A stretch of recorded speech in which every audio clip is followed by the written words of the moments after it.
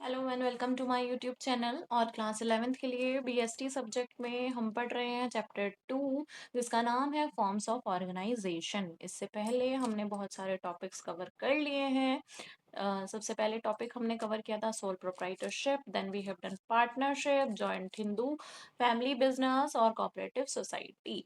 And for today we are going to learn about the topic joint stock company. और आज का हमारा topic रहने वाला है जॉइंट स्टॉक कंपनी। इससे पहले हमने कोऑपरेटिव सोसाइटी पढ़ा था, आप मेरी प्रीवियस वीडियोस में चेक कर सकते हो cooperative society.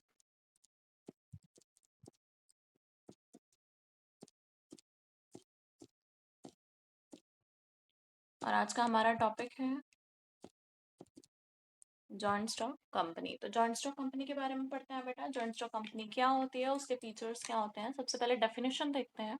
So, a joint stock company is a business entity where the capital is divided into shares of stock which are owned by shareholders.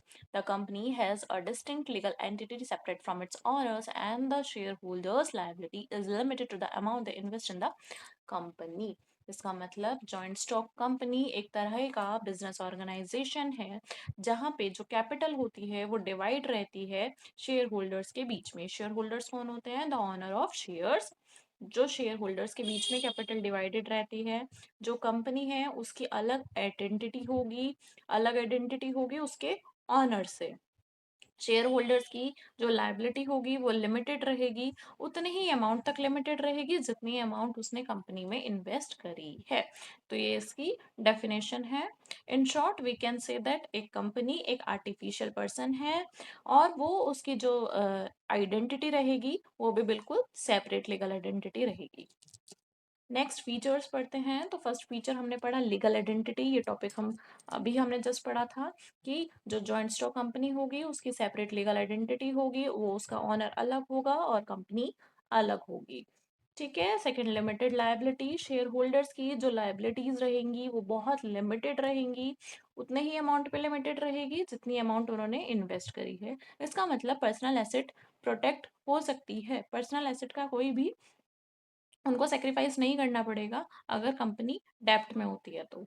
Number third, transferability of shares. It mean shares जो होते हैं joint stock company के, उनको खरीदे भी जा सकते हैं और उनको बेचे भी जा सकते हैं, जो स्टॉक एक्सचेंज होता है उसके थ्रू भी और प्राइवेट ट्रांजेक्शन्स के थ्रू भी जो शेयर्स हैं उनको उनको ट्रांसफर करना यहाँ पर पॉसिबल है। Next, number fourth, perpetual succession. Perpetual succession means the company continues to exit regardless of changes in the ownership or the death of shareholders. This ensures stability and continuity. Company जो है वो चलती रहेगी, share holders की death हो जाए या फिर मेंबरशिप ऑनरशिप में कोई चेंज हो जाए, तब भी जो हमारी कंपनी होगी वो परपीचुअल सक्सेशन में होगी। मीन्स हमारी कंपनी चलती रहेगी, स्टेबल रहेगी, हमारी कंपनी की एग्जिस्टेंस और कंटिन्यू रहेगी। Number 5, ownership and management. तो ownership is divided among share holders who elect a board of directors to manage the company. Ownership किसके पास जाएगी जॉइंट स्टॉक कंपनी की? ऑनरशिप जो है वो डिवाइडेड रहेगी शेयर होल्डर्स के बीच में। वो शेयर होल्डर्स के बीच में जो इलेक्ट करे जाएंगे बोर्ड ऑफ डायरेक्टर्स के थ्रू। Directors make strategic decisions while the day to day operations are handled by the company's executive. जो रोज डेली लाइफ के जो डिसीजंस होंगे, जो ऑपरेशंस होंगे, उनको हैंडल करने वाला होगा कंपनी का एग्जीक्यूटिव। और जो स्ट्रेटेजिक डिसीजंस लिए जाते हैं कि क्या स्ट्रेटेजी होंगी, क्या प्लान्स बनाए जाएंगे, कैसे उनको इम्प्लीमेंट किया जाएगा, वो सब डायरेक्टर्स डिसीजन लेते हैं इसमें। Number 6, regulation and disclosure. Regulation and disclosure की बात करें तो joint stock company are subject to regulatory requirement including regular financial reports, compliance with corporate laws. This ensures transparency and accountability. इनको लॉ के according, corporate laws के according इनको liable होना पड़ेगा अपनी सारी ट्रांजेक्शन्स के लिए। अपनी फाइनेंशियल रिपोर्ट इनको देनी होती है एनुअली और इनको पूरी ट्रांसपेरेंसी के साथ काम करना पड़ता है जॉइंट स्टॉक कंपनी को। तो इसके फीचर्स थे ये। Next we have merits. Merits of joint stock company. तो पहला मेरिट तो यही है बेटा कि इसकी लायबिलिटी लिमिटेड होगी। शेयर होल्डर्स जो होंगे उनको अपना सारा पैसा नहीं लायबिलिटी में लगाना पड़ेगा, उनकी लायबिलिटी लिमिटेड रहेगी, उनकी पर्सनल एसेट बच सकती है, कंपनी का कोई डेप है, कंपनी की लायबिलिटीज है, स्टिल उनकी अपनी पर्सनल एसेट सेव रहेगी। Second we have transfer of interest. अब इंटरेस्ट यानी कि शेयर्स, कंपनी के जो शेयर्स होते हैं वो इजीली खरीदे जा सकते हैं और वो बेचे भी जा सकते हैं, जिसकी वजह से लिक्विडिटी होगी और फ्लेक्सिबिलिटी होगी इन्वेस्टर्स के लिए बहुत ज़्यादा, उनके लिए इजी रहेगा इन्वेस्टमेंट करना भी और एग्जिट करना भी। थर्ड, परपीचुअल एग्जिस्टेंस मीन्स कंपनी जो है वो कंटिन्यू रहेगी, वो चलती रहेगी, चाहे ऑनरशिप चेंज हो जाए, चाहे किसी पार्टनर की, सॉरी पार्टनर कह रही हूँ, शेयर होल्डर, चाहे किसी शेयर होल्डर की डेथ हो जाए या ऑनरशिप में कोई भी चेंज आए, उससे कोई फर्क नहीं पड़ता है, जॉइंट स्टॉक कंपनी चलती रहेगी। Next we have scope for expansion. अब ये इसकी एक मेरिट है, joint stock company can raise large amount of capital through the sale of shares, facilitating significant expansion in growth opportunities. This access to sustainable funds supports large scale projects and operations. Joint stock company large amount of funds use कर सकती है, कैसे? अपने shares बेचकर वो expand कर सकती है, ग्रोथ कर सकती है, और यही उनको फायदा होता है जॉइंट स्टॉक कंपनी का कि अगर उनको फंड्स की नीड होती है तो वो अपने शेयर्स सेल कर सकती है। Number fifth is professional management. अब प्रोफेशनल मैनेजमेंट भाई वहां पर क्या होते हैं, जॉइंट स्टॉक कंपनी में बोर्ड ऑफ डायरेक्टर्स होते हैं, प्रोफेशनल एग्जीक्यूटिव्स होते हैं, उन जो हायर किया जाता है उनको, वो अपने फील्ड में बहुत एक्सपर्ट्स होते हैं, तो उनके जो डिसीजंस होंगे उनके डिसीजंस भी इसी तरह के होंगे।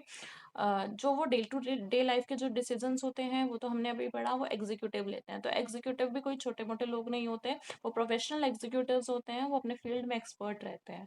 और जो मेन स्ट्रेटेजी बनानी है, प्लान बनाना है, वो डायरेक्टर्स देखेंगे, तो डायरेक्टर्स भी अच्छे खासे एक्सपर्ट होते हैं अपने फील्ड में, तो प्रोफेशनल मैनेजमेंट रहता है जॉइंट स्टॉक कंपनी के अंदर। लिमिटेड लायबिलिटी होती है, इंटरेस्ट ट्रांसफर हो सकता है, शेयर्स ट्रांसफर भी can any time, perpetual succession continuity रहती है, एक्सपेंशन हो सकता है through the sale of shares, और प्रोफेशनल मैनेजमेंट रहता है। Next we have limitations. अब लिमिटेशंस क्या होंगी? अब एक कॉम्प्लेक्सिटी इन फॉर्मेशन, फॉर्मेशन यानी कि बनाने में, फॉर्म करने में थोड़ी सी कॉम्प्लेक्स क्यों होता है जॉइंट स्टॉक कंपनी को फॉर्म करने में? क्योंकि इसको बहुत सारे लीगल फॉर्मेलिटीज होती हैं, इसमें बहुत सारे एडमिनिस्ट्रेटिव प्रोसेस होते हैं जिसके थ्रू जाना पड़ता है जॉइंट स्टॉक कंपनी को बनाने के लिए, तो फॉर्मेशन इसकी थोड़ी कॉम्प्लेक्स हो सकती है। Second is lack of secrecy, यही हमने कोऑपरेटिव सोसाइटी में भी पढ़ा था, उनको भी अपने मेंबर्स से सब कुछ क्लोज करना पड़ता है और डिस्क्लोज करना पड़ता है अपने मेंबर्स के सामने सब कुछ, और इन्हें पब्लिक के सामने सब कुछ डिस्क्लोज करना पड़ता है, इवन इनके फाइनेंशियल स्टेटस, इनके ऑपरेशंस, इनके डे टू डे क्या एक्सपेंसेस हैं, इनको अपना सब कुछ, अपनी फाइनेंशियल रिपोर्ट्स शेयर करनी होती है, जिसकी वजह से कॉन्फिडेंशियलिटी तो खत्म ही हो जाती है बिल्कुल जॉइंट स्टॉक कंपनी में। Number third, impersonal work environment. अब जब एक बहुत बड़े स्केल पर काम हो रहा है, लार्ज स्केल ऑपरेशंस हो रहे हैं, तो इसमें क्या होता है, जो लोग होते हैं वो एक दूसरे से डिटैच रहते हैं, इसका मतलब अपना एक उनको वर्क एटमॉस्फेयर दिया गया है, उनको वहां जाना है, उनको काम करना है, उनको पर्सनल कुछ भी एक दूसरे के साथ एंगेजमेंट नहीं हो पाता है, तो उनका सिर्फ काम होता है, वो जाते हैं अपना काम करते हैं एंड दैट्स इट। तो जॉइंट स्टॉक कंपनी की ये थोड़ी लिमिटेशन भी हो सकती है कि इम्पर्सनल वर्क एनवायरनमेंट रहता है। Next is number fourth, numerous regulations. Numerous regulations means a number of regulations. There are very regularity requirements होती है joint stock company में, जो एक कंपनी को फेस करनी पड़ती है बहुत। इससे क्या होता है, उनका एक तो कॉस्ट बढ़ती है और उनका फालतू का बर्डन भी बढ़ता है, तो अलग अलग रूल्स होते हैं, अलग अलग रेगुलेशंस होते हैं जो जॉइंट स्टॉक कंपनी के मेंबर्स को भी और जॉइंट स्टॉक कंपनी को भी फॉलो करने पड़ते हैं।